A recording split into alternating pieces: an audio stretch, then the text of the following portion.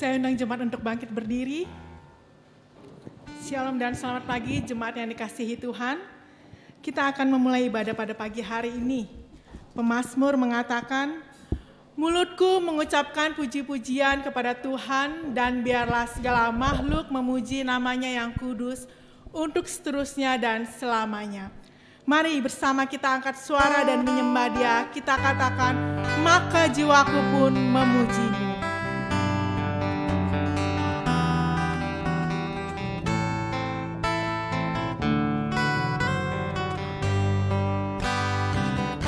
Maka jiwaku pun memuji-Mu,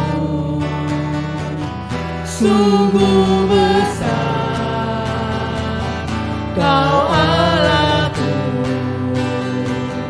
Maka jiwaku pun memuji-Mu, sungguh besar Kau Allahku. Bila kulihat bintang gemerlapan, kulihat bintang gemerlapan, dan bunyi guru riuh ku dengar. Ya Tuhanku, tak putus aku heran melihat ciptaan-Mu yang besar. Ya Tuhanku, apabila ku renungkan pemberian-Mu dalam penebus, ku tertegun, bagiku dicurahkan oleh Putra-Mu darah yang kudus. Maka jiwaku pun memuji-Mu, sungguh besar Kau Allahku. Maka jiwaku pun memuji-Mu, sungguh besar Kau Allahku. Maka jiwa kami memuji-Mu Tuhan. Kita angkat bersama-sama tangan kita. Jiwaku pun memuji-Mu, sungguh besar Kau Tuhan, sungguh besar Kau Allahku. Maka jiwaku pun memuji-Mu,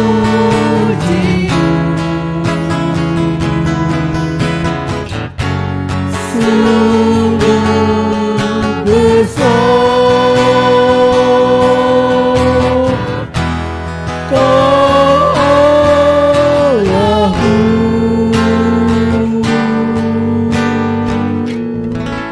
Mari kita bersatu di dalam doa. Inilah kami ya Tuhan, kami yang berdiri di hadapan-Mu, datang untuk memuji dan memuliakan-Mu. Allah yang besar, Allah yang dahsyat dan Allah yang perkasa, Allah yang kami agungkan dan kami sembah. Allah pencipta seluruh alam semesta ini, terimalah segala bentuk pujian dan penyembahan dari kami ya Tuhan. Sertai ibadah kami pada pagi hari ini dari awal hingga akhir. Biarlah Tuhan yang beracara di tengah-tengah kami. Inilah doa kami, hanya di dalam nama-Mu kami sudah berdoa. Amin. Saya persilakan jemaat untuk duduk. Sebelum kita memasuki ibadah lebih dalam lagi, siapkan hati dan dirimu untuk meminta pengampunan dari Tuhan atas segala dosa yang kita miliki. sehingga kita dapat masuk lebih jauh lagi dalam ibadah pagi ini dan layak untuk berdiri di hadapan Sang Domba Allah.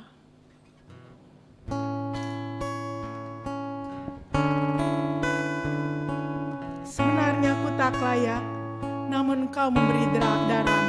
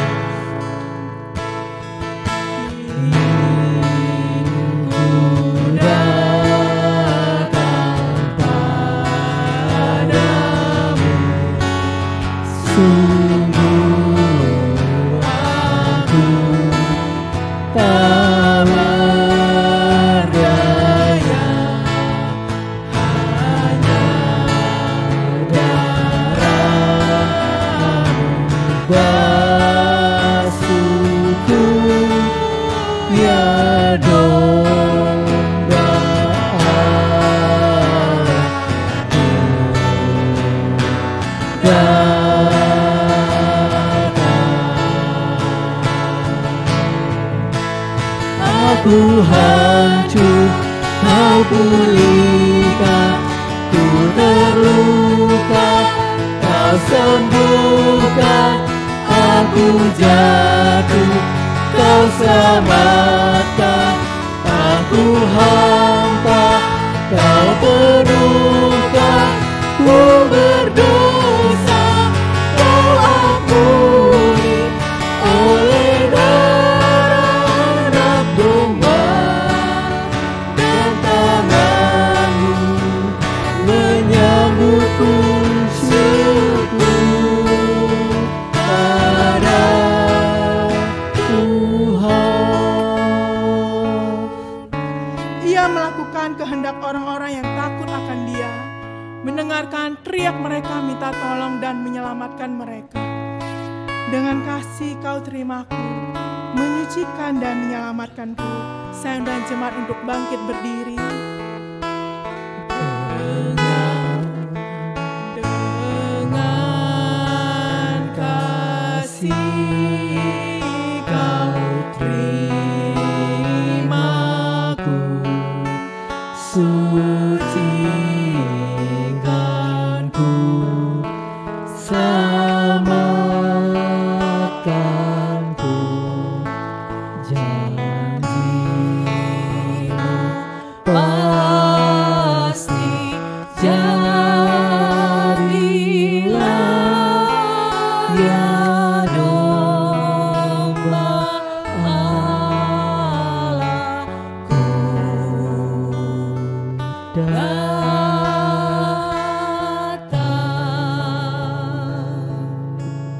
Musik tetap memainkan pujian ini. Mari kita mau datang dengan hati yang tulus di hadapan Domba Allah yang disembelih itu, yang dikorbankan menjadi tebusan bagi setiap kita yang penuh dengan dosa dan cacat celah. Kita hari ini datang di hadapan Tuhan bukan dengan seluruh keberadaan kita yang penuh dengan puji-pujian, kehebatan, pencapaian-pencapaian. Tapi kita mau datang di hadapan Tuhan dengan seluruh keberadaan yang tanpa ditutupi oleh apapun. Kita mau terbuka di hadapan Tuhan. Kita mau merendahkan hati kita serendah-rendahnya. Karena sesungguhnya Tuhan melihat hati kita, pikiran kita, perbuatan kita, bahkan niat dan rencana-rencana kita semua terbuka di hadapan Tuhan. Dia melihat hari ini siapa di antara kita yang masih terus terlena, terus menikmati dosa. Bahkan kita berpikir bahwa itu hal yang biasa karena semua orang melakukan hal demikian. Jadi tidak apa-apa jikalau saya terus melakukan hal tersebut. Bapak Ibu, hari ini Tuhan mau berbicara. Tenangkan hati kita. Dengarkan suara Roh Kudus. Taatlah kepada suaranya. Dengarkan. Dia mau berbicara kepada kita secara pribadi. Asal kita mau mendengar, suaranya jelas terdengar. Kecuali kita mengeraskan hati kita. Kita penuh dengan keangkuhan. Kita merasa diri hebat. Kita merasa diri sanggup. Kita merasa diri bahwa kita fine. Kita merasa diri kita oke. Tidak ada yang perlu diperbaiki dengan diri kita. Maka suara itu tidak akan terdengar. Jika kita merasa bahwa kita adalah orang yang di tempat pekerjaan kita baik, di dalam pelayanan kita baik, di tengah-tengah rumah tangga pun kita baik.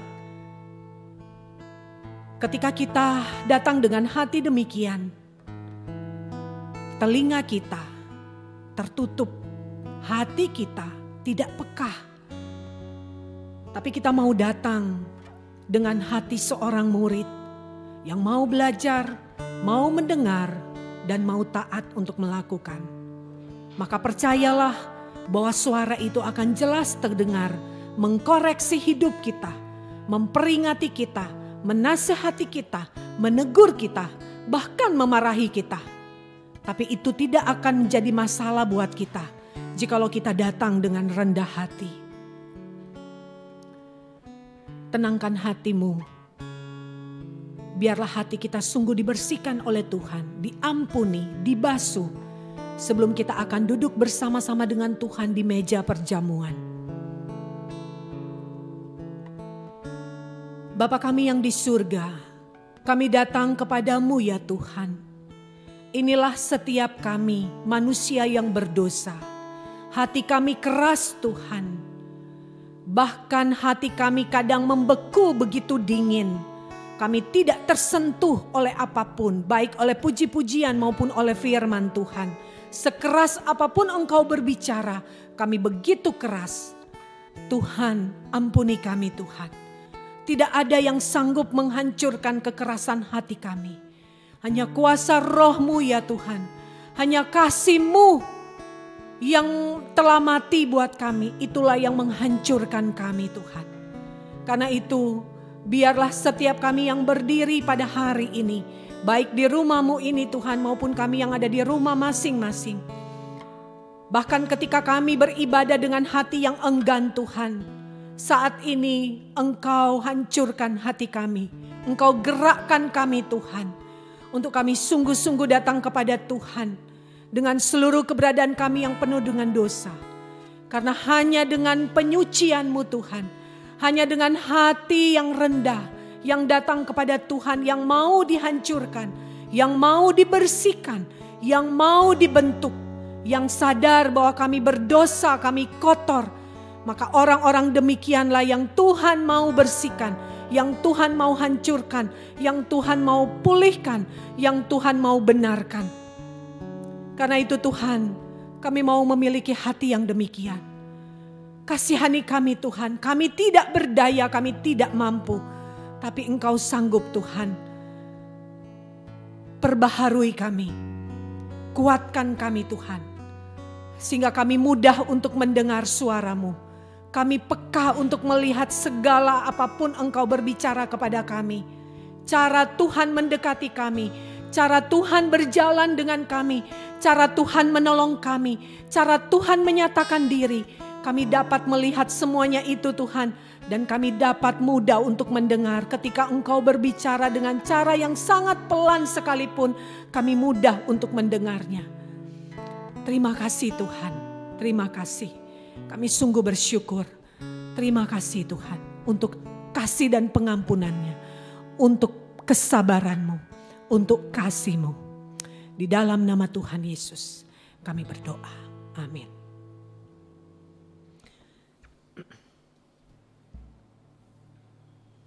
Janji pengampunan dosa kita. Di dalam Mazmur 145 ayat 8 dan 9. Tuhan itu pengasih dan penjayang, panjang sabar dan besar kasih setianya.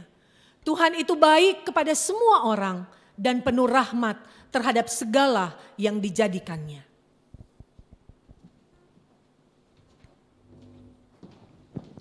Sebagai bentuk respon kita kepada Tuhan atas dosa yang telah ditebus dan diampuni, dengan penuh rasa syukur dan sukacita kita bersorak katakan, soraklah haleluya.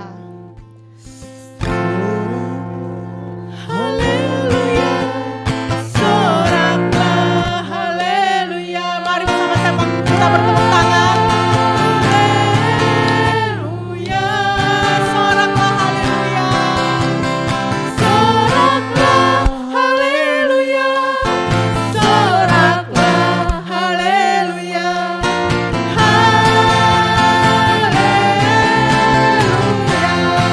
Mari kita berikan salam hangat kepada saudara-saudari yang ada di samping kita. Berikan salam hangatmu. Hanya bagimu Tuhan, sebab Kau yang layak dipuja. Kami mau bersorak, tinggikan nama-Mu. Haleluya.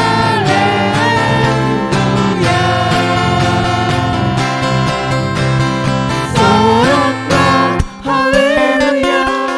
Soraklah haleluya. Haleluya. Soraklah haleluya. Soraklah haleluya. Haleluya. Kita katakan sekali lagi, soraklah haleluya. Soraklah haleluya. Soraklah haleluya. Haleluya. Soraklah haleluya.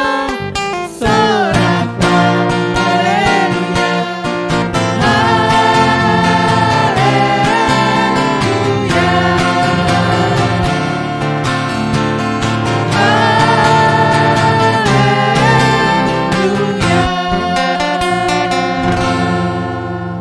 Mari bersama-sama kita membaca petunjuk hidup baru yang diambil dari Efesus 5 ayat 8. Bersama-sama, memang dahulu kamu adalah kegelapan, tetapi sekarang kamu adalah terang di dalam Tuhan. Sebab itu hiduplah sebagai anak-anak terang.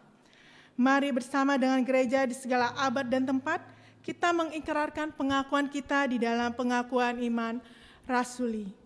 Aku percaya kepada Allah, Bapa yang Maha Kuasa, Khalik langit dan bumi, dan kepada Yesus Kristus, anaknya yang tunggal Tuhan kita, yang dikandung dari Roh Kudus, lahir dari anak darah Maria, yang menderita sengsara di bawah pemerintahan Pontius Pilatus, disalibkan, mati dan dikuburkan, turun ke dalam kerajaan maut, pada hari yang ketiga, bangkit pula dari antara orang mati, naik ke surga, duduk di sebelah kanan Allah, Bapa yang Maha Kuasa, dan dari sana Ia akan datang untuk menghakimi orang yang hidup dan yang mati. Aku percaya kepada Roh Kudus, gereja yang kudus dan am, persekutuan orang kudus, pengampunan dosa, kebangkitan tubuh, dan hidup yang kekal. Amin. Saya persilakan jemaat untuk duduk. Kita akan mendengarkan firman Tuhan. Sebelumnya kita akan menyaksikan persembahan pujian dari keluarga Ibu Lipin.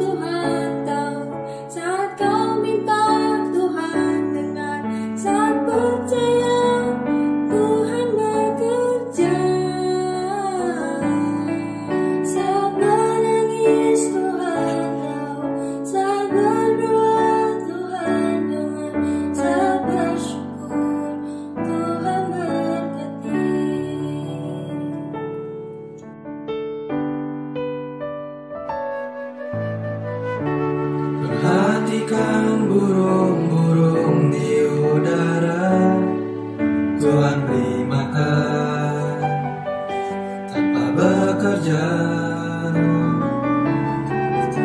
Apalagi kita orang percaya, Tuhan pelihara, Tuhan sediakan. Saat kau perlu Tuhan tahu, saat kau minta Tuhan dengar, saat percaya Tuhan bekerja. Saat menangis Tuhan tahu, saat berdoa Tuhan dengar, saat bersyukur Tuhan berkati.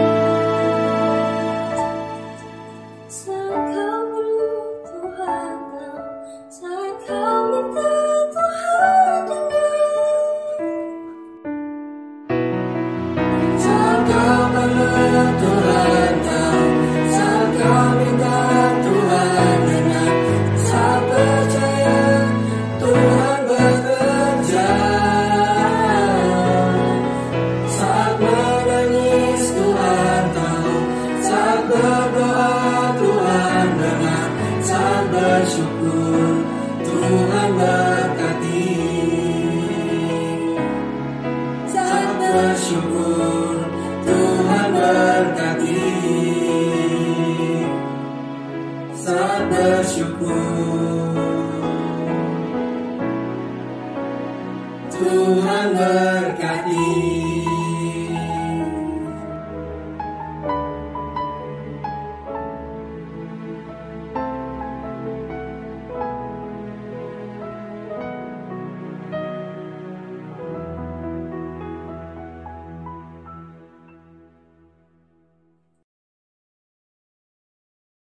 Sebelum kita membaca dan merenungkan firman Tuhan.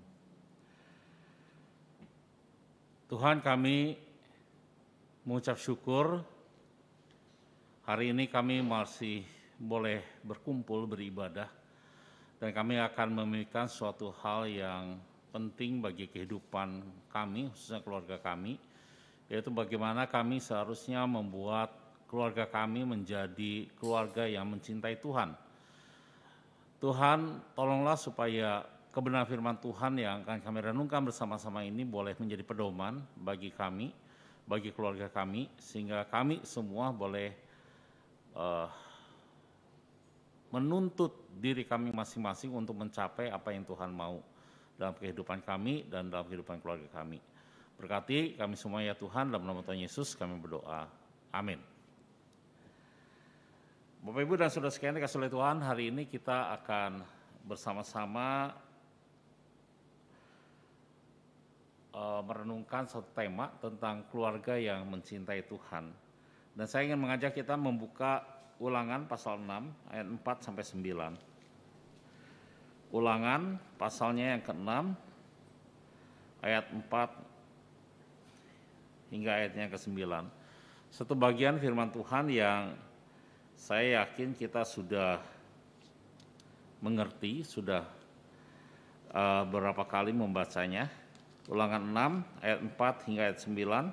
Saya akan bacakan buat kita semua. Dengarlah hai orang Israel, Tuhan itu Allah kita. Tuhan itu Esa. Kasihilah Tuhan Allahmu dengan segenap hatimu dan dengan segenap jiwamu dan dengan segenap kekuatanmu.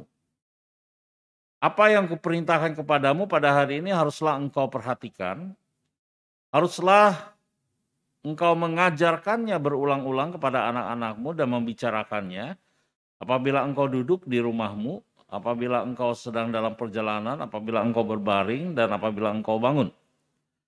Haruslah juga engkau mengikatkannya sebagai tanda pada tanganmu, dan haruslah itu menjadi lambang di dahimu, dan haruslah engkau menuliskannya pada tiang pintu rumahmu dan pada pintu gerbangmu. Sampai demikian pembacaan firman Tuhan. Jemaat sekalian dikasihi oleh Tuhan, bagian ini lebih dikenal dengan sebutan Shema. Karena beberapa diawali dengan kata dengarlah. Kata Shema diambil dari kata dengarlah. Nah, yang ingin saya ajak kita untuk merenungkan adalah seperti ini. Jikalau kita semua melihat bagian ini, yaitu Shema ini, kira-kira apa yang kita pikirkan?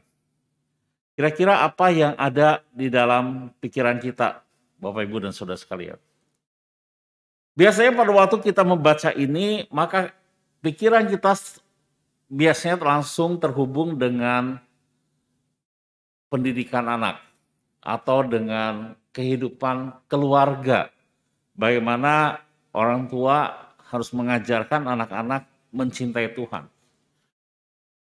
Nah, tapi pernahkah kita berpikir bahwa jikalau kita mengabaikan Shema ini, maka ada sesuatu hal yang atau ada suatu akibat yang besar yang dialami oleh masyarakat, oleh gereja. Nah, Bapak Ibu sekalian dikasihi oleh Tuhan dan saudara-saudara sekalian, ayat ini biasanya kita hanya pandang sebagai perintah supaya kita mendidik anak-anak.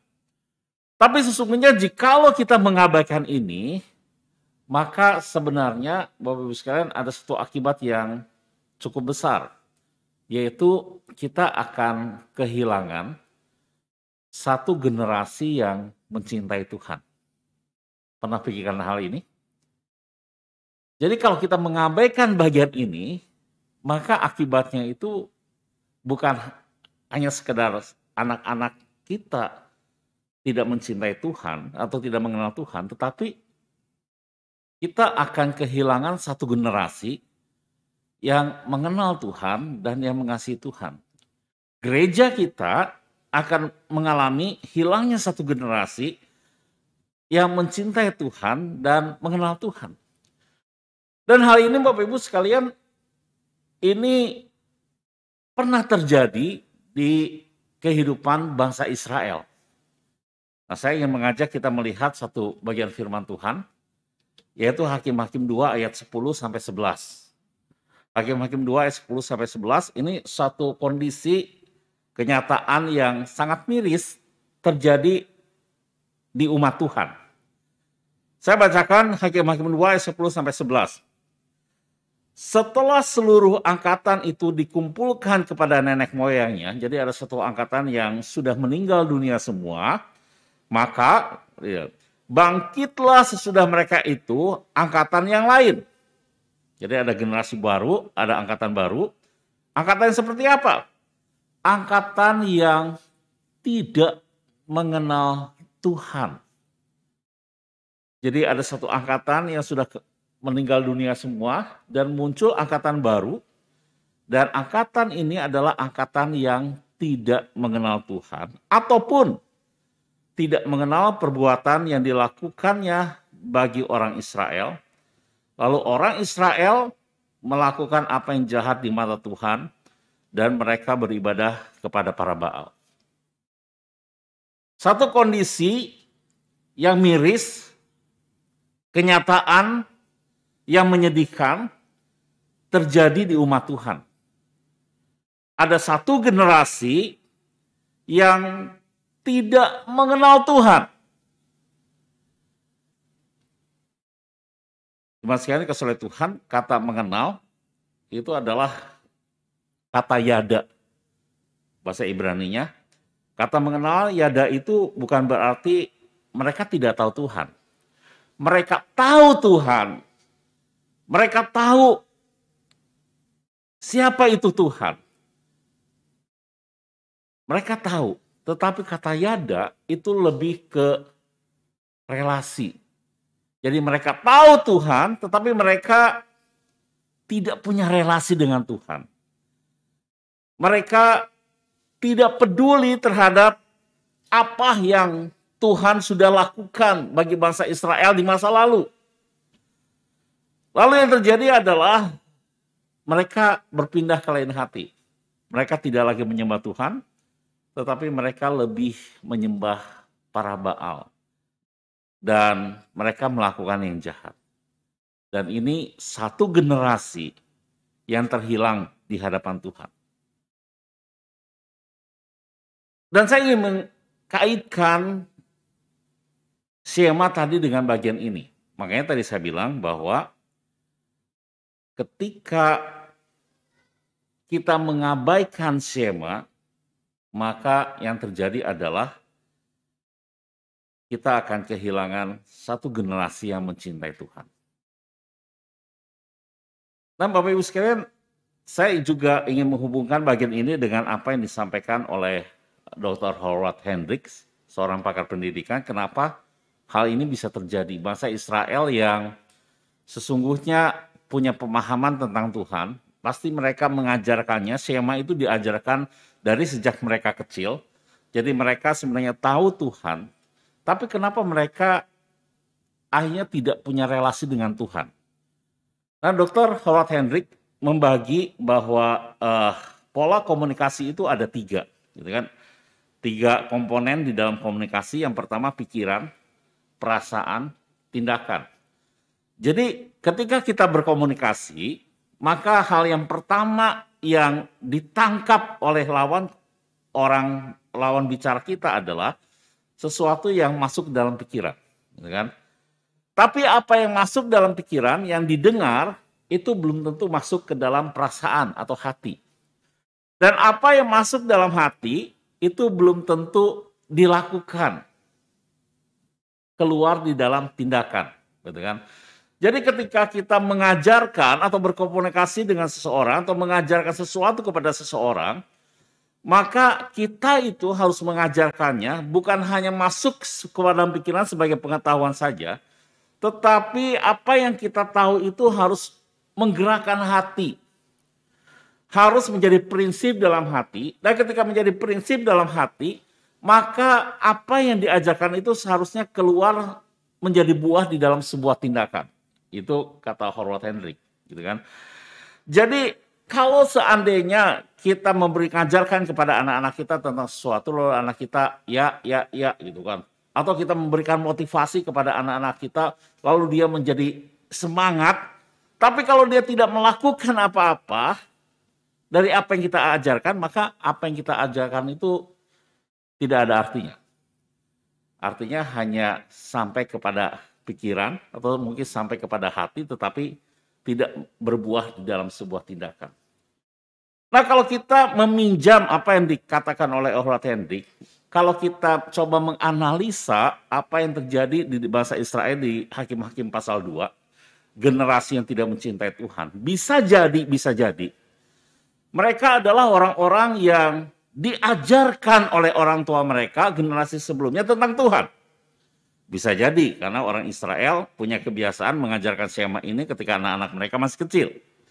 Tetapi bisa jadi juga bahwa apa yang diajarkan oleh orang tua di bangsa Israel di Hakim-Hakim 2 itu hanyalah sebuah pengetahuan yang mungkin hanya sampai pada pikiran. Mereka tahu, tapi apa yang mereka tahu itu tidak pernah masuk ke hati. Apalagi ada di dalam sebuah tindakan. Jadi mereka tahu Tuhan, mereka harus mencintai Tuhan, tapi itu tidak membuat hati mereka berubah. Mereka tahu harus mencintai Tuhan, tetapi itu tidak nyata di dalam tindakannya. Itu sebabnya tadi saya katakan bahwa kata mengenal yang dipakai oleh Hakim itu adalah yada. Ketika seseorang yada, mengenal Tuhan, punya relasi dengan Tuhan, maka itu akan nyata di dalam tindakan. Mereka akan memilih Tuhan, mereka akan lebih menyembah Tuhan, mereka akan menjadi orang-orang yang tindakannya didasari oleh rasa takut akan Tuhan. Mereka akan menyembah Tuhan, mereka akan takut akan Tuhan, tetapi kenyataannya tidak. Mereka adalah orang-orang yang lebih memilih kepada Baal.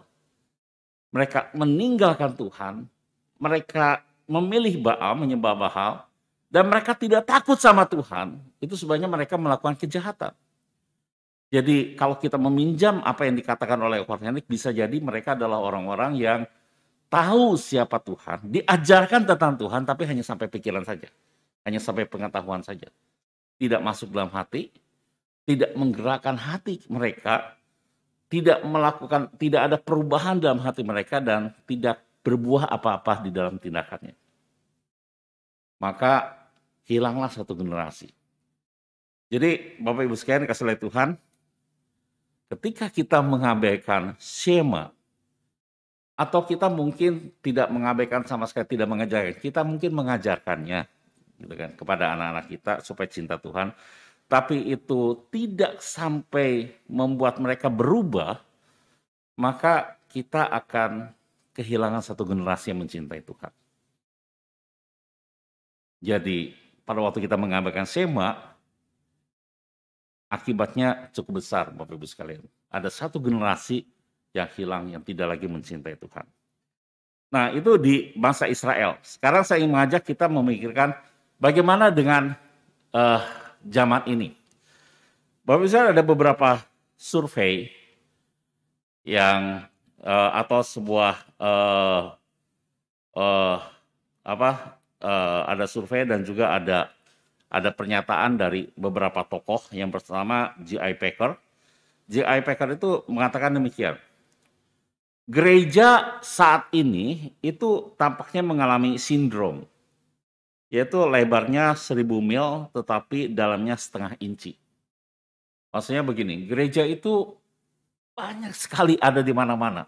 Bermil-mil, kita pergi kemana saja ada gereja. Gitu ya. Apalagi kalau kita pergi ke daerah-daerah yang kekristenannya cukup kental, beberapa meter saja ketemu gereja, beberapa meter ketemu gereja. Ya, kalau Bapak Ibu pergi ke Pontianak, salah satu pos gereja kita, Bapak Ibu sekalian, maka gereja itu di beberapa tempat baru pergi berapa meter ada gereja, pergi berapa meter ada gereja. Jadi gereja itu ada di mana-mana, tetapi dalamnya setengah inci. Artinya apa? Artinya orang-orang yang pergi ke gereja itu hanya pergi beragama, melakukan aktivitas bergereja, tetapi mereka tidak punya relasi dengan Tuhan. Pemahamannya kepada Tuhan itu tidak dalam, cetek. Mereka hanya menjadi orang Kristen biasa, tapi tidak berakar dalam firman Tuhan. Jadi kelihatannya banyak, tetapi sebenarnya mereka orang-orang yang hanya mungkin sebatas pikiran saja, belum kepada tindakan mencintai Tuhan, tidak dalam pemahamannya. Lalu seorang yang lain, John Stott, mengatakan demikian. Bagaimana Anda merangkum situasi kekristenan di dunia masa kini? Saya melihatnya sebagai paradoks, suatu yang bertolak belakang, yang aneh, yang tragis dan mengganggu. Di satu sisi, kata John Stott, di berbagai belahan dunia, gereja bertambah secara luar biasa. Memang ada pertambahan gereja, Bapak Ibu sekalian. Gitu kan. Di Cibubur aja mungkin ada beberapa gereja, banyak gitu ya. Namun di sisi lain, kedangkalan terjadi di mana-mana. Itulah paradoksnya, pertumbuhan tanpa kedalaman. Mungkin ada banyak orang Kristen bertambah, tetapi itu hanya sebatas kepercayaan. Saya orang Kristen, saya beragama Kristen, tapi tanpa kedalaman. Itu kata John Stott. Nah, sekarang selanjutnya saya menyampaikan survei yang kelihatannya agak bertolak belakang, Bapak Ibu sekalian, tetapi menurut saya ini menjadi satu akibat gereja tidak mengalami kedalaman. Josh McDowell mengatakan demikian di dalam surveinya. Di tahun 45, dia katakan demikian, di Britania Raya, daerah Inggris sana, 70% penduduknya pergi ke gereja setiap minggunya. Tapi di tahun 2022, jumlah tersebut tinggal 7%. Jadi tahun 45, 70% penduduk itu pergi ke gereja, sekarang tahun-tahun ini tinggal 7%. Penurunan yang drastis. Karena apa? Karena tadi tidak ada kedalaman, orang-orang Kristennya tidak mengakar kuat pada firman Tuhan, kepada iman, kepada Kristus, maka orang mudah untuk tidak lagi mencari Tuhan. Jadi gereja mengalami penurunan 70%. Lalu salah satu pesurvei yang terkenal, Josh Barna, mengatakan demikian. 80% anak-anak SMA yang menghadiri kebaktian tidak lagi beribadah ketika mereka lulus SMA.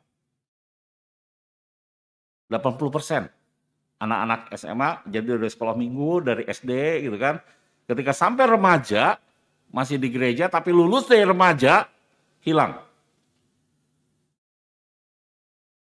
Dan Christianity Today mengatakan lebih lagi, bukan 80%, tapi 86 sampai 94%.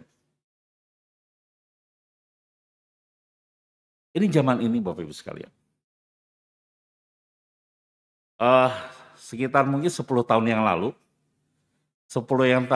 Bapak Ibu sekalian, di gereja kita, di Sinode GKY, itu sudah mulai mendiskusikan bahwa GKY sudah mulai kehilangan anak-anak muda.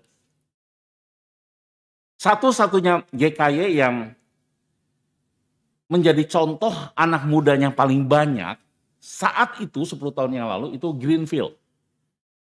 Karena Greenfield itu dekat dengan kampus. Dulu orang kalau dari luar kota atau luar pulau pergi ke Jakarta itu kuliahnya pasti kalau nggak Untar, Trisakti, Binus. Anak mudanya lari kemana? Ke Greenfield. Dan tapi kalau kita melihat kondisinya sekarang,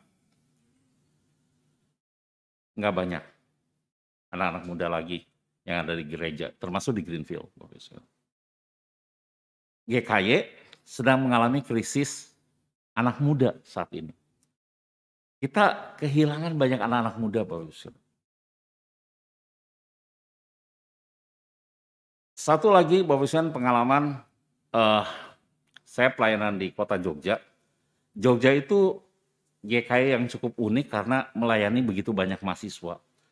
Hampir rata-rata Bapak Ibu mahasiswanya ini datang yang di gereja kami dari kantong-kantong kekristenan.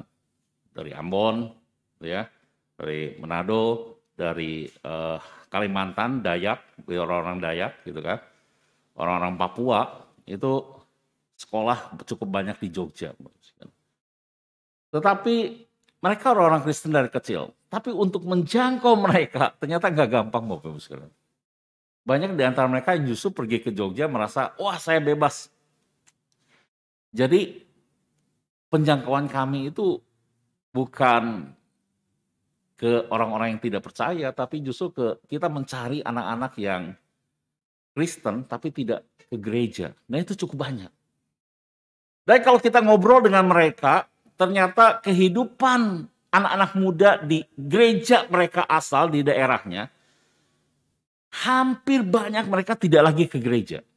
Tidak lagi ke gereja. Anak-anak muda itu lebih banyak bermain Bapak Ibu sekalian. Bapak ini sesuatu yang terjadi yang menurut saya cukup miris karena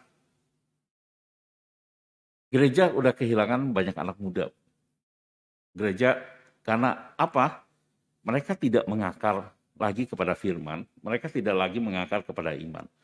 Mereka merasa diri mereka bebas memilih siapa yang mau mereka sembah. Tidak sedikit Bapak Ibu sekalian, anak-anak pemuda kami di GKY Jogja yang awalnya beribadah, tetapi karena kehidupan kampusnya Bapak Ibu sekalian, mereka akhirnya berpindah iman, pacaran, lalu tidak lagi menjadi orang Kristen. Cukup banyak. Dan kalau kita bicara Bapak Ibu tentang Jogja, salah satu saingan gereja itu bukan Jadi kompetitor gereja itu bukan sesama gereja ternyata. Tapi kompetitor gereja itu kampus, Bapak Ibu sekalian. Dan beberapa kampus Kristen malah, beberapa kampus Kristen seringkali mengadakan kegiatan-kegiatan itu entah makrab, malam keakraban, kegiatan ini, kegiatan itu di hari Minggu. Bahkan ada beberapa kuliah yang mereka lakukan di hari Minggu, kuliah tambahan. Bapak. Ada begitu banyak kegiatan di hari Minggu sehingga tidak lagi punya kesempatan ke gereja. Dan catat itu universitas-universitas Kristen. Mereka bikin kegiatan di hari Minggu seolah-olah mereka tidak lagi peduli bahwa anak-anak itu harus ke gereja. Sehingga memang tidak heran gereja kehilangan anak muda. Terakhir ini kita dihebohkan dengan gereja yang dibeli dan dirubah menjadi masjid, bukan di Klaten, Bapak Ibu sekalian. Terlepas dari alasannya kenapa akhirnya gereja itu dijual, gitu kan. Bapak Ibu bisa nonton itu di YouTube Kristen, ada beberapa alasan kenapa akhirnya gereja itu dijual, Bapak Ibu sekalian. Terlepas dari alasannya itu, tetapi ada satu kenyataan bahwa gereja ini kehilangan jemaatnya. Tidak lagi ada jemaat Bapak Ibu sekalian di sana, hanya 1-2 orang. Jadi kalau kita kemarin-kemarin bicara tentang gereja dijual di Eropa, mereka kehilangan jemaat, itu mulai terjadi di Indonesia. Gereja sudah kehilangan jemaat. Jadi ada satu generasi yang hilang karena generasi itu tidak punya kedalaman di dalam firman.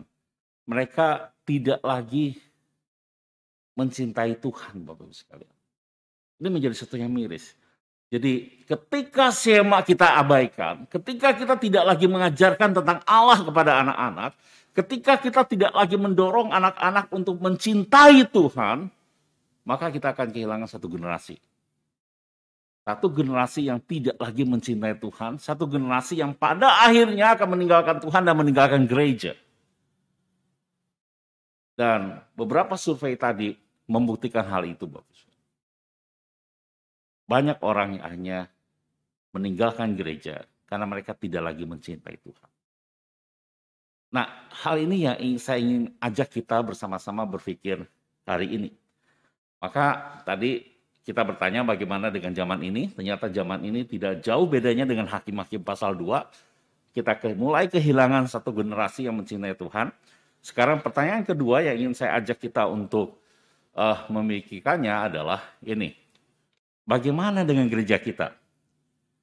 Saya sengaja mengambil foto ini. Saya dapat kiriman dari Pak Tatang. Foto ini anak-anak kita bukan? Yang waktu ikut apa di sini namanya? Sekolah Alkitab Liburan. Begitu ya. Ini anak-anak GKI Cibubur, Bapak Ibu sekalian. Mereka masih sekolah minggu, masih ada di kita. Tapi malah kita mulai pikirkan. Kalau seandainya mereka nanti setelah remaja, setelah masuk pemuda, apakah mereka masih ada di kita? Atau minimal, apakah mereka nanti masih bergereja ketika mereka kuliah di luar negeri, kuliah di luar kota, apakah mereka masih ke gereja? Ini menjadi satu hal yang perlu kita pikirkan. Menjadi tantangan bagi kita semua di gereja kita. Apakah 10 tahun ke depan di GKI Cibubur masih ada anak-anak muda yang saat ini melayani? Apakah nanti ke depan, Bapak Ibu sekalian, mereka masih ada di gereja? Apakah anak-anak sekolah minggu kita yang lumayan banyak ini, 10 tahun ke depan, mereka masih bergereja? Pernahkah kita pikir hal ini, Bapak Ibu sekalian? Apakah kita secara serius memikirkan hal ini? Apakah nanti anak-anak kita masih ke gereja, Bapak Ibu sekalian? Bapak Ibu sekalian, hari ini saya hadir bersama dengan keluarga. Ada kedua anak saya hadir di tempat ini, Bapak Ibu sekalian. Satu sudah kuliah di Jogja dan satu lagi masih SMP. Saya ketika merenungkan bagian ini, saya mulai pikir begini. Sekarang mereka ke gereja, masih ke gereja sampai saat ini, Bapak Ibu sekalian. Karena bapaknya pendeta, gitu kan. Tapi saya mulai memikirkan, kalau seandainya bapaknya bukan pendeta, apakah mereka masih ke gereja? Saya mulai memikirkan Bapak Ibu sekalian, kalau seandainya nanti ketika mereka dewasa dan kami orang tuanya sudah tiada, apakah mereka masih mencintai Tuhan? Itu menjadi pergumulan dari kami juga Bapak Ibu sekalian. Kami tidak mau mereka pergi ke gereja karena mereka anak pendeta. Tapi kami mau mereka ke gereja karena mereka sebenarnya mencintai Tuhan. Bukan karena anak pendeta. Bagaimana dengan anak-anak kita Bapak Ibu sekalian? Kalau nanti kita sudah tiada, apakah mereka masih ke gereja, masih mencintai Tuhan? Nah itu sebabnya Bapak Ibu sekalian, ketika kita merenungkan bagian ini, saya ingin sekali lagi untuk kembali ke skema ini. Skema ini Bapak Ibu sekalian, ini adalah sesungguhnya perintah yang diberikan untuk para orang tua, bukan?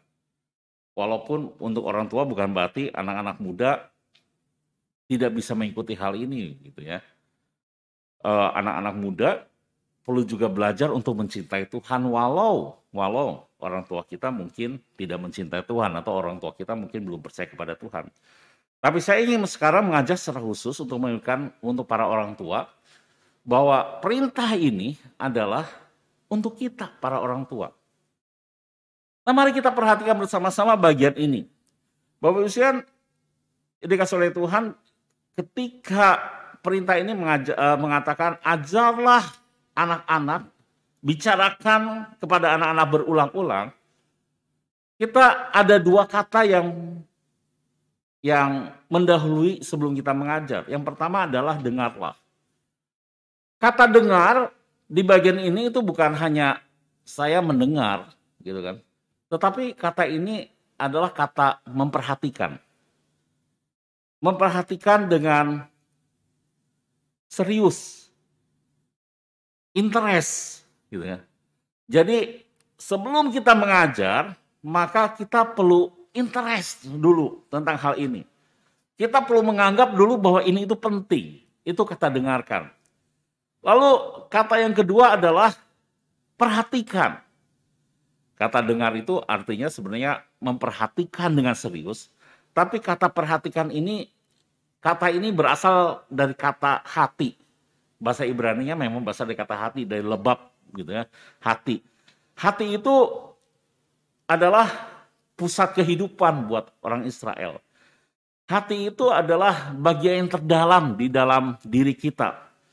Jadi Allah mengatakan kepada para orang tua Israel, yang pertama-tama dengarkan, perhatikan, engkau harus menganggap ini penting, harus interest dengan hal ini, lalu engkau harus memasukkan itu di dalam hati, di dalam bagian, menjadi bagian dalam kehidupan kita. Jadi kata dengar, perhatikan itu, kita harus membuat hal ini menjadi sesuatu yang penting, lalu itu harus menjadi bagian di dalam diri kita terlebih dahulu, lalu kita baru mengajarkannya. Jadi kita perhatikan ini, Tuhan mengatakan bahwa kita harus, saya mengambil satu kata saja, kita harus mengajarkan anak-anak mencintai Tuhan, tetapi sebelum kita mengajarkan anak-anak kita mencintai Tuhan, pertama-tama orang tua harus menganggap bahwa mencintai Tuhan itu penting. Kita harus interest dengan hal itu.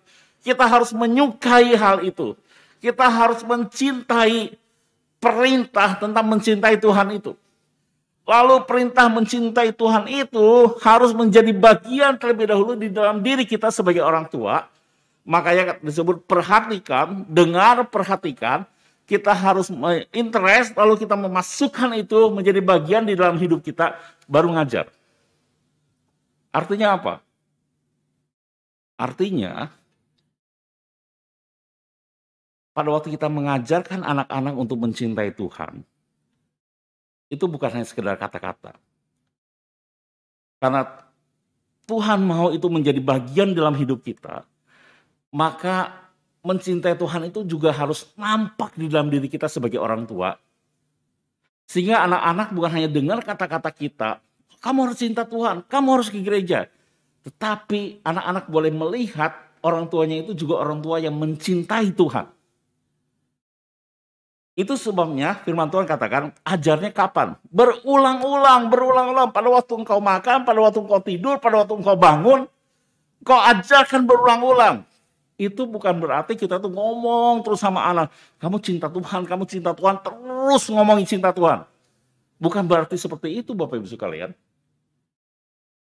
Tetapi berulang-ulang di setiap waktu artinya anak-anak itu melihat perintah cinta Tuhan itu hidup di dalam orang tuanya. Mereka melihat teladan orang tua, dari teladan orang tuanya. Mereka belajar mencintai Tuhan karena mereka melihat orang tuanya mencintai Tuhan. Inilah skema Bapak Ibu sekalian. Jadi mari Bapak Ibu sekalian kita mulai memikirkan hal ini. Apakah kita sebagai orang tua sudah menjadi contoh untuk anak-anak kita dalam hal mencintai Tuhan? Bisa jadi Bapak Ibu sekalian, kita bisa jadi memang gagal dalam beberapa hal. Kami, para hamba Tuhan pun mungkin bisa jadi gagal dalam beberapa hal di depan anak-anak pada waktu kami tidak memberikan contoh yang baik untuk mencintai Tuhan. Tapi mari hal ini juga mulai kita perbaiki. Mulai menjadi concern kita Bapak Ibu sekalian. Bagaimana kita menjadi teladan terlebih dahulu kepada anak-anak. Tunjukkan hidup kita sebagai hidup yang mencintai Tuhan di hadapan anak-anak kita. Anak-anak kita Bapak Ibu sekalian, pada waktu kecil ketika dikatakan kamu ke gereja, mereka akan pergi ke gereja. Tapi kalau mereka tidak melihat contoh hidup yang nyata tentang mencintai Tuhan, jadi mereka ke gereja, kitanya enggak, begitu kan. Pada waktu kita melewati banyak kehidupan, mereka tidak melihat contoh kita itu memilih Tuhan dalam kehidupan kita. Maksudnya pada waktu mereka kecil, mereka akan ikutin aja apa yang kita mau. Kita perintah, mereka akan ikuti perintah itu. Tapi belum tentu pada waktu besar, Bapak Ibu sekalian. Karena mereka tidak melihat contoh nyata di dalam kehidupan kita pada waktu kita mencintai Tuhan. Jadi pada waktu kita memikirkan pertanyaan tadi, kalau kita memang concern Bapak Ibu sekalian terhadap masa depan kekristenan, terhadap masa depan gereja ini, terhadap masa depan generasi di bawah kita, maka Bapak Ibu sekalian, mari kita mulai memperbaiki ini. Mari kita mulai belajar mencintai Tuhan dari diri kita mulai sendiri. Dan berikan itu menjadi contoh yang hidup buat anak-anak. Sehingga anak-anak kita belajar mencintai Tuhan bukan hanya sekedar dari kata-kata kita, tapi melihat dari hidup kita. Bagaimana kita mencintai Tuhan. Sama Bapak Ibu sekalian dengan kita anak-anak muda. Ketika kita mau, orang tua kita mau mencintai Tuhan, mulai dari mana? Mulai dari kita. Tunjukkan contoh hidup, teladan, kita mencintai Tuhan. Saudara, ketika kita hidup mencintai Tuhan, itu akan menjadi berita yang hidup di tengah masyarakat, di hadapan anak-anak kita. Saya ingin menutup dengan satu prinsip penting. Firman Tuhan mengatakan demikianlah setiap pohon yang baik menghasilkan buah yang baik, sedangkan pohon yang tidak baik menghasilkan buah yang tidak baik. Orang tua itu pohon, buahnya anak-anak. Kalau pohonnya baik, anak-anaknya baik. Pohonnya tidak baik, anak-anak tidak baik. Artinya kalau orang tuanya baik, buahnya pasti baik. Kalau pohonnya tidak baik, buahnya tidak baik. Kalau orang tuanya, pohonnya itu mencintai Tuhan, buahnya pasti buah yang mencintai Tuhan. Kalau orang tuanya tidak mencintai Tuhan, maka buahnya juga jangan berharap menjadi buah yang mencintai Tuhan. Kecuali ada anugerah Tuhan besar di sana. Jadi, mari sekarang mulai fokus pada pohonnya, pada kita. Pada waktu kita memikirkan tentang anak-anak, fokus jangan pada buahnya dulu, pada kita. Beresi diri kita, jadikan diri kita menjadi orang yang mencintai Tuhan, dan itu akan menjadi satu pengajaran yang baik dan hidup di hadapan anak-anak. baru kita bisa membentuk keluarga yang mencintai Tuhan. Amin. Mari kita berdoa. Tuhan, terima kasih untuk kebenaran firman Tuhan yang diberikan pada kami. Kami mau belajar untuk mencintai Tuhan. Itu sebabnya Tuhan tolonglah kami supaya kami belajar mulai dari diri kami. Memacu diri kami khususnya sebagai orang tua, menjadi orang tua yang mencintai Tuhan. Memacu diri kami sebagai pribadi, menjadi pribadi yang mencintai Tuhan. Dan apa yang kami lakukan ketika kami mencintai Tuhan, kami berharap itu boleh menjadi satu teladan yang baik buat orang-orang sekitar kami, khususnya anak-anak kami, sehingga kami mengajarkan mereka mencintai Tuhan, bukan dengan kata-kata, tapi dengan hidup. Tuhan tolonglah kami untuk hal ini, tolonglah setiap keluarga yang ada di GKI Cibubur ini, setiap pribadi yang ada di GKI Cibubur ini, ubahkan menjadi pribadi-pribadi keluarga-keluarga yang mencintai Tuhan. Terima kasih Tuhan, dalam nama Tuhan Yesus kami berdoa. Amin. Bapak Ibu sekalian, silakan duduk kembali.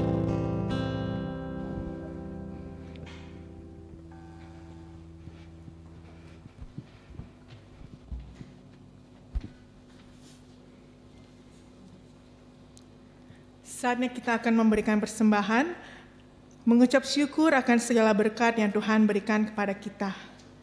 Betapa hatiku berterima kasih padamu, Yesus.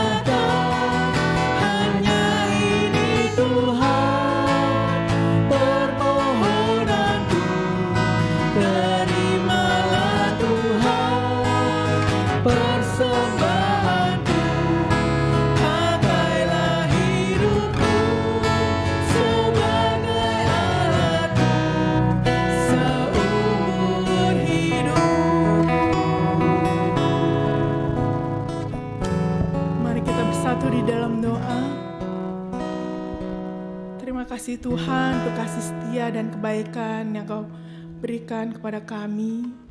Terima kasih untuk penyertaan-Mu di dalam kehidupan kami. Terima kasih untuk segala berkat dan hidup yang kami miliki ya Tuhan. Yang kami tahu bahwa semuanya ini adalah dari-Mu ya Tuhan. Terimalah persembahan kami ya Tuhan. Pakai persembahan ini untuk memperluas kerajaan-Mu. Dan pakai juga hidup kami ya Tuhan untuk terus selalu memuliakan nama-Mu. Inilah doa kami, hanya dalam nama-Mu kami berdoa. Amin. Saya persilakan jemaat untuk duduk kembali.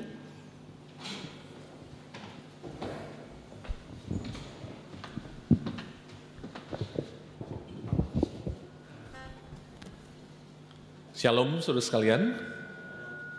Puji Tuhan kita sudah memasuki minggu yang pertama di bulan kelima di tahun ini. Di bulan Mei ini kita mengangkat tema-tema mengenai keluarga. Dan hari ini kita bersyukur Pendeta Rian hadir di tengah kita membawakan tema ini yang pertama, dan untuk pelayanannya dan juga perjamuan kudus yang sudah berlangsung, saya mengucapkan terima kasih bersama dengan Semu dan juga putri-putri hadir bersama di dalam ibadah kita hari ini. Sehubungan dengan kegiatan gereja, saya juga menyampaikan beberapa hal, yaitu di dalam persekutuan doa kita akan mengangkat tema juga mengenai counseling Kristen. Karena itu walaupun di tengah suasana liburan, saya harap kita tetap berdoa. Saya undang kita semua untuk hadir di dalam persekutuan doa di hari Rabu nanti. Saya akan membawakan tema teknik dalam counseling Kristen. Dan ini adalah sebuah tema yang diangkat oleh Youth GKI Cibubur, Homemade Love, dan pembicaranya adalah Nina Revir Hutagalung, seorang yang memang menekuni counseling. Dan Sabtu 7 Mei ini silahkan rekan-rekan youth ataupun mungkin setiap kita yang ingin bersama-sama menambah insight-insight mengenai tema ini, mari saya undang kita semua untuk ikut di dalamnya. Hari Jumat ini tidak ada persekutuan Kaleb ya, tidak ada persekutuan Kaleb hari Jumat ini, dikarenakan masih suasana liburan. So sekalian, Pak Sutri mengundang kita untuk bersama mengikuti retret. Ini sudah terus disampaikan berulang kali. Mengapa? Karena ini hal yang penting. 15 sampai dengan 16 Mei, Pak Sutri GKI Cibubur akan mengadakan retret dengan tema My Spouse, My Best Friend. Oleh sebab itu bagi kita yang masih mempertimbangkan, saya undang kita untuk bersama-sama mendaftar dan mengikuti retret ini. Di hari Kamis 26 Mei kita akan mengikuti ibadah kenaikan, dan Guru Injil Glenn Nodi akan membawakan tema The Significance of the Ascension, atau signifikansi dari kenaikan Kristen di dalam kehidupan kita. Minggu mendatang adalah Hari Ibu. Kita biasa memperingati Hari Ibu di minggu kedua setiap bulan Mei. Karena itu saya mengundang setiap ibu dan anak-anaknya untuk hadir bersama-sama di dalam ibadah ini. Dan Guru Injil Laura akan membawakan tema tentang Hari Ibu ini. Dan rekan-rekan yang ambil bagian di dalam penata layanan minggu mendatang sudah tertera di layar untuk kita simak bersama-sama. Demikian, mari saya undang kita semua untuk bersama-sama berdoa.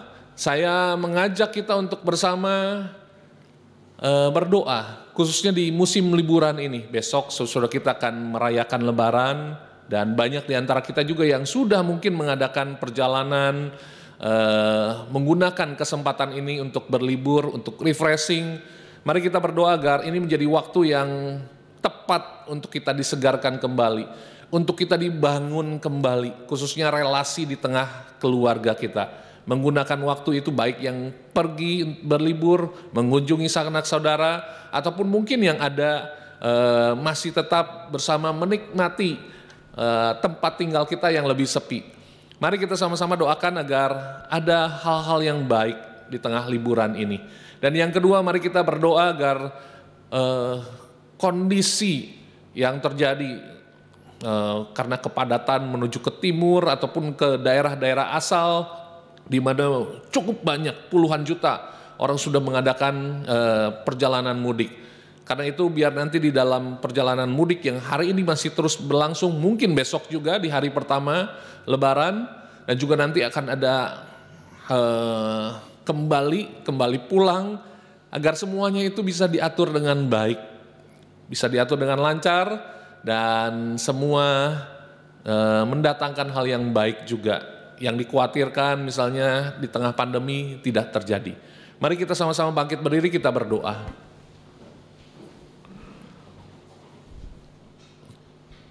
Tuhan, kami mengucap syukur kalau Tuhan memberikan kami keluarga, satu lembaga yang Tuhan dirikan di tengah dunia ini ketika Engkau menciptakan manusia. Kami bersyukur di dalam keluarga kami belajar, kami mengenal Tuhan.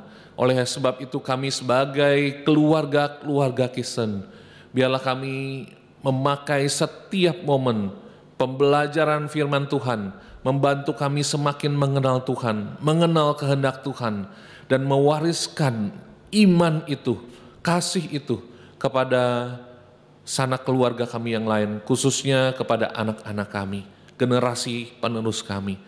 Dan kami bersyukur gereja di bulan Mei ini mengangkat tema-tema mengenai keluarga. Dan biarlah tema-tema ini makin mengukuhkan iman kami, makin memperlihatkan kepada kami betapa pentingnya hidup keluarga untuk kemudian menjadi bekal bagi kami hidup bergereja. Dan kami juga bersyukur bahwa di musim liburan ini kami juga bisa gunakan untuk membangun hidup berkeluarga yang lebih baik. Selain kami bisa menikmati untuk kembali menyegarkan pikiran kami, kami juga bisa menggunakan itu untuk hal-hal yang baik di tengah keluarga kami atau di tengah persahabatan kami dengan teman sahabat-sahabat kami yang lain, menggunakan waktu kebersamaan. Kami juga sungguh rindu ya Tuhan, di dalam waktu-waktu di mana banyak saudara kami melakukan perjalanan baik pulang ke kampung halaman dan kembali ke tempat asalnya nanti. Tuhan, semua kiranya bisa diatur dengan baik oleh pihak-pihak yang berwenang, sehingga mengurangi waktu tempuh dan juga menghindari angka-angka kecelakaan yang tidak diharapkan. Dan juga tentunya ya Tuhan, agar apa yang dikhawatirkan di tengah pandemi ini, banyak perpindahan manusia yang cukup banyak, kami tetap bisa mengendalikan angka-angka yang dikhawatirkan itu. Tuhan, inilah doa kami, dan kami rindu sebagai anak-anak Tuhan, kami terus setia, kami terus berdoa, dan kami terus melihat apa isi hati Tuhan yang kami bisa kerjakan di dalam kehidupan setiap kami. Inilah doa harapan kami ya Tuhan, di dalam Kristus kami naikkan doa-doa kami ini. Amin.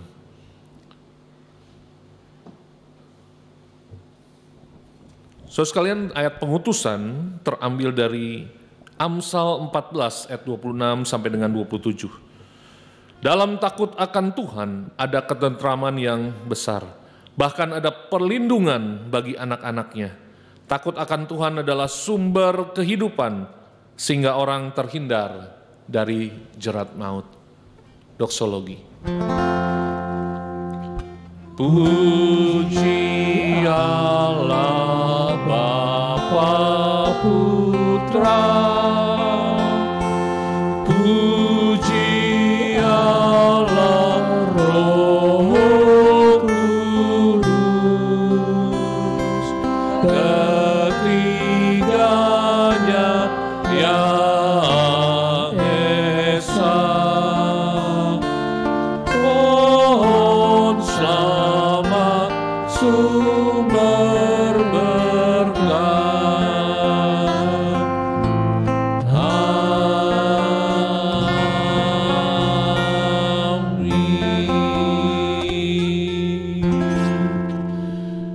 Saudaraku jemaat Tuhan, lihatlah tangan Tuhan terbuka bagi setiap kita. Dia ingin menuntun kita, menyertai kita, dan memberkati setiap kita. Karena itu, berjalanlah lebih setia lagi bersamanya.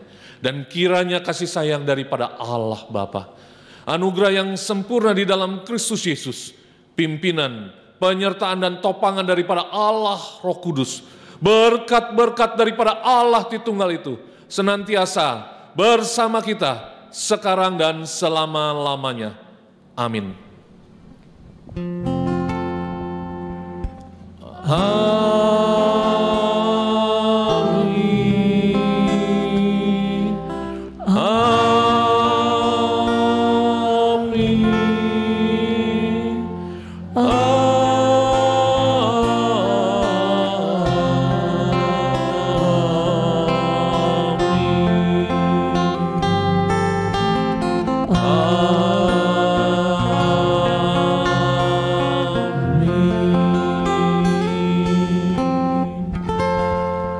Amin. Silakan duduk, saudara sekalian. Ibadah kita selesai. Silakan mengambil waktu teduh. Tuhan memberkati. Selamat berhari Minggu.